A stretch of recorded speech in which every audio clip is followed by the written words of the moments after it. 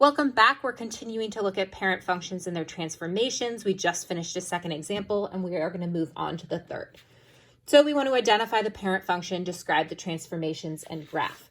Looking at this function, 1/2 times x minus 3 minus 4, this looks like my linear function, y is equal to x. So my parent function is the linear function, which has a parent function of x.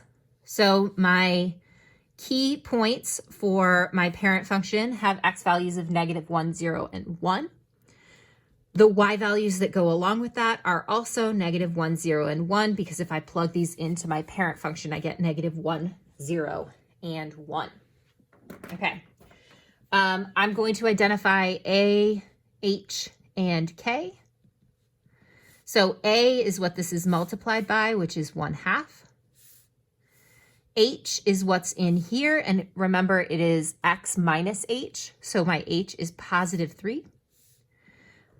And my k is what's added out here, so it is -4. Remember, it is plus k. All right, so looking at that 1/2, there is a vertical shrink by a factor of 1/2. So that means it's going to be wider. And actually, before I get going, I'm going to graph this. So I have here.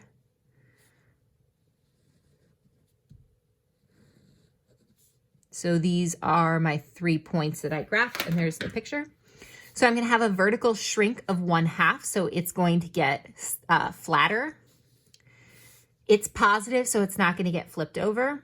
The h is 3, so there is going to be a horizontal shift, right 3 units, and a vertical shift down 4 units, because this is -4. All right, so dealing with our x transformations, to go from the parent function to the transformed function for x's, I add h, so I'm going to add 3 to each of these.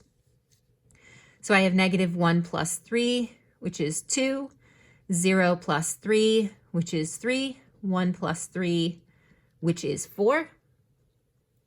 And now I am going to transform my y values. And to transform my y values, I am going to multiply them by a, which is 1/2. So my parent function a, or my parent function y, multiplied by 1/2 plus k, which is -4. All right, so I'm taking 1/2 multiplied by -1 minus 4. So that is -4.5. And then I've got 1/2 times 0 minus 4, which is -4. And 1/2 times 1 minus 4, which is -3.5. So I have the ordered pair 2, -4.5. 1, 2, 3, 4 and a half. 3, -4. And 4, -3.5.